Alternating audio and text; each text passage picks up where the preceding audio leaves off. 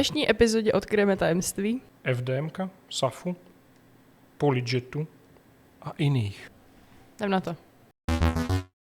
FDM, P3, SLA, Polyjet. SAF. To jsou termíny, které uslyšíte v dnešním expozitáři. Mé jméno je Štěpánka Juránková a provedu vás podcastem Expozitář o využití 3D technologií. Dnes s prvním hostem, servisním technikem Jánem Galkem. Vítej. Ahoj, dobrý deň.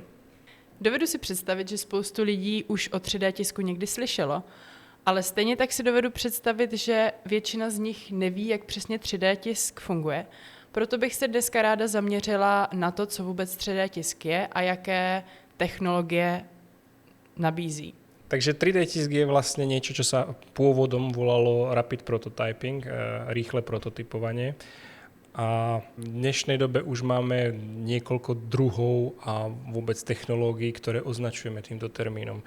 Takže nejaké základné rozdelenie tých 3D technológií môže byť podľa konzistencie materiálu, dajme tomu. Môžeme sa baviť o tuhých, kvapalných a dajme tomu práškových substanciách, ktoré sa používajú na 3D tisk. A ja viem, že prášok je technicky tuhý ako tiež, ale má to isté svoje špecifika v rámci toho 3D tisku, takže by to malo mať vlastnú kolónku. No a potom sa môžeme baviť o v podstate nejakých spracovaniach alebo technológiách, ktoré sa používajú na tento 3D tisk, alebo pracovné postupy, dajme tomu, môžu byť. A tam by bolo niečo ako extruze, jet printing, dajme tomu, čo je nejaké triskové nanášanie, SLS, čo by bolo akoby nanášanie laserom a dajme tomu niečo, čo bežne poznáme pod pojmom stereolitografia, čo je v podstate nejaké vytvrdzovanie, či už projektorom alebo UV svetlom. Nejznámější a nejběžněji používanou technologií je určitě FDM. Můžeš nám tuto technologii blíže představit? Takže FDM alebo FFF, ako to budú niektorí poslucháči poznať, je v podstate technológia, kde sa termoplastová struna nanáša pomocí extrúze cez nejakú trysku a vytvárajú sa v podstate vrstvy. To je ten najznámejší typ 3D tisku, ktorý ako 90% ľudí si pod pojmom 3D tisk predstaví práve túto technológiu a sú to značky ako dajme tomu Prusa alebo Bambulab je teraz celkom populárny, ale samozrejme pri profesionálnych tiskárnach sa bavíme o značke Stratasys väčšinou, ktorá s touto technológiou v podstate prišla pred nejakými 30 rokmi tiež. Na co se technologie FDM používá? Tak ako som to predstavil v úvode, je to v podstate Rapid Prototyping a práve tá FDM technológia bola vymyslená na prototypovanie, ako koluje legenda, že práve zakladateľ Stratasysu to vymyslel v podstate vo svojej garáži alebo niekde u seba doma, pretože chcel vyrobiť nejakú hračku svojej dcére. Takže v podstate prišiel na nejaký spôsob, ako z nejakého vosku a termoplastu pomaly vytvoriť nejaký objekt týmto spôsobom. Další technologií, kterou bych ráda probrala, je SLA. Jak bys tuto technologii představil? Tak toto by som povedal, že je skoro druhá najbežnejšia alebo najznámejšia technológia po FDM-ku. To budú práve tí ľudia, čo tvoria rôzne figurky z rezinou alebo priskyric alebo fotopolymerov. V podstate je to tisk z kapaliny z nejakého na UV svetlo citlivého materiálu, ktorý sa práve týmto UV svetlom vytvrdzuje. A ako sme sa bavili, môžu byť rôzne postupy toho vytvrdzovania. Mohol by to byť napríklad UV laser, ktorý by to vybudoval, alebo bežnejšie sa používa monochromatický displej, ktorý je presvietený nejakou UV matricou a tým sa vytvára obraz. Alebo sú samozrejme, teraz sa používajú aj, dajme tomu DLP projektor alebo niečo podobné môže byť zdrojom UV svetla a práve tým spôsobom vytvrdzovania toho materiálu. Teď bych se přesunula k technologii P3, která v podstatě vychází z technologie SLA. Povíš nám o ní něco? Takže P3 je zase nejaká alternatíva alebo nejaká verzia toho SLAčka, s ktorou prišiel, alebo ktorú teraz propaguje Stratasys tiež. A je to ich nejaký trademark, tým pádom, ale ide o to, že ako zdroj svetla používajú, ako sme už zmienili, DLPčko, čo je v podstate projektor, UV projektor, ktorý má vysoké rozlíšenie a vysokú svietivosť. Tým pádom akoby dokáže vysvecovať, dajme tomu, má väčšiu intenzitu toho žiarenia a tým pádom dokáže akoby tisknúť rýchlejšie a presnejšie a tak ďalej. Takže preto sa Stratasys rozhodol ísť týmto spôsobom. A kde tato technologie nachází využití? Táto ako fantázii sa medze nekladú, ale ako bežne, vravím, tieto pryskyřicové technológie bežne ľudia používajú na stavbu nejakých figúriek alebo nejakých dajme tomu, jemných dielov, pretože, dajme tomu, oproti FDM-ku, tá pryskyřice dokáže vyformovať lepšie detaily. Ten povrch je hladší, jemnejší a dokáže proste tisknúť v ďaleko väčšom detaile ako FDM-ko, dajme tomu. Teď bych se ráda dostala pro spoustu lidí určitě zajímavou technologii PolyJet.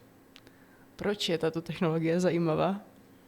Takže táto technológia má niekoľko zaujímavostí. Ako jedná sa o zase fotopolymerovú tiskárnu alebo technológiu, ktorá používa fotopolyméry, ale namiesto toho, aby to vysvecovalo nejakým UV zářením a tým pádom vytváralo ten objekt, ako sme zvyknutí, tak fotopolyméry sa nanášajú piezoelektrickými hlavami, niečím podobným, ako by si mala v inkoustovej tiskárne v office alebo u seba doma.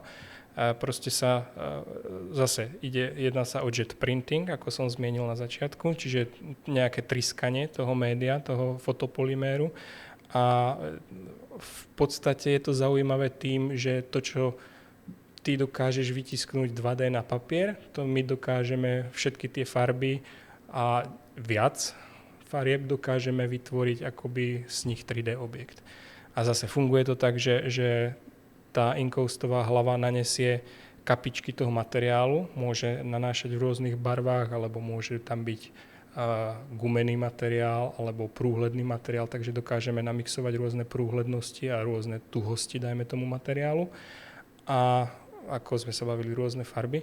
Nanesie sa vrstva, ako vyboduje sa to tými kapičkami a potom UV zářivka, ktorá je v podstate na nejakom raili, na nejakom vodítku, prejde ponad to a vysvieti to. A tým sa vytvorí jedna vrstva.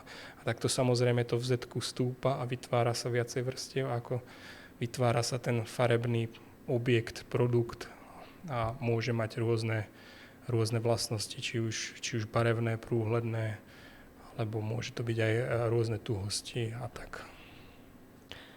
A teď bych se ráda přesunula k sériovému tisku.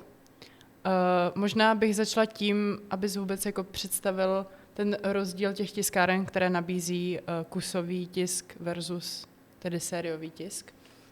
Proč to může být třeba výhodné pro uživatele? A tak na sériovú výrobu sa teraz začína používať väčšinou Powder Bed Fusion. Je na to zaujímavá technológia a má niekoľko akoby výhod, prečo by to malo byť používané na sériovú výrobu. Powder Bed je tisk z prášku. Ako sme sa bavili, rôzne konzistencie, tu sa jedná o prášek a zase môžeš mať niekoľko foriem toho tisku alebo niekoľko technológií, akým je ten prášek spracovaný alebo akým je spíkaný v tomto prípade. Môže to byť napríklad laser, čomu sa bežne hovorí SLS, alebo to môže byť Stratasys prišiel zase s nejakým vlastným riešením, kde kombinuje v podstate triskanie a túto Powder Bed Fusion. A u Stratasysu v tom SAFE to funguje tým spôsobom, že sa to nanáša zase piezoelektrickými hlavami, vyboduje sa akoby jedna vrstva, nanesie sa ďalšia vrstva prášku a spieka sa to infračervenými zářivkami pri 400 stupňoch v podstate. A týmto spôsobom vzniká daný objekt. A výhoda je v tom, oproti laseru, že to dokáže, že dokážeš mať konštantnú rýchlosť na vrstvu. Pretože ten prechod hlavy bude vždycky konštantný časovo, kdežto laserom to musíš vybudovať a čím viacej ako ten laser tam musí prechádzať, tým dlhšie sa tá vrstva bude tisknúť a môže ten čas toho tisku narastať. Takže v tom je výhoda. No a prečo je to dobré na tú sériovú výrobu? A v podstate vytiskneš, ako sa tie vrstvy tisknú, tak prášok spôsobí aj ako podpora, supportné médium, v ktorom ten tisk drží, takže ti umožňuje akoby tisknúť zložitejšie geometrie a štruktúry a to dokážeš v podstate akoby väčšie množstvo kusov vytisknúť a očistiť naraz. Ještě mě napadá, proč je vůbec dobré investovat do 3D tiskárny, v čem tkví i třeba jako finanční výhody této výroby. Případně, kdo by měl vůbec zvážit pořízení 3D tiskárny. Takže ako sme sa bavili, tých metód a 3D tisku je viacej a samozrejme ľudia si musia zvážiť, čo by bolo pre ich biznis najlepšie alebo akým smerom sa ich biznis bude uberať a tým pádom zvážiť tú technológiu. Vravím, ako na niečo také ako figurky alebo ak sa chcem profesionálne venovať niečomu takému, že modelom a takýmto veciam, tak zvážiť buď ten polyjet alebo tie pryskyřicové, nejaké tie tú P3 alebo nejaké to SLAčko. Zase keď chcem prototypovať nejaké modely, tak stále akože to FDM-ko. Ale to FDM-ko sa dneska používa aj v domácnostiach, pretože ako relatívne veľké alebo pevné veci sa s tým dajú tisknúť ako nejaké držáčky alebo na poličku alebo šuplíčky alebo už som videl ako ľudí, ktorí s tým vytiskli, dajme tomu židlu alebo stôl. Takže na niečo také v domácnosti sa to dá použiť. To FDM-ko je to relatívne ľahké na obsluhu a lacné, kdežto s tými rezinmi, s tými pryskyřicami musíš počítať s tým, že je to nejaká chémia, že musíš mať na to nejaké prostriedky, akoby aj bezpečnostné, aj čistiace. No tak, a ako sme sa bavili, už keby som mal malú firmičku a rozmýšľam o nejakej produkcii, tak zvažujem práve tie práškové technológie asi. Dneska jsme tedy probrali technologie na 3D tisk z plastu, příště se pověnujeme 3D tisku z kovů. Pro dnešek to bude vše a těšíme se na vás příště. Naschledanou. Naschledanou, dovidenia.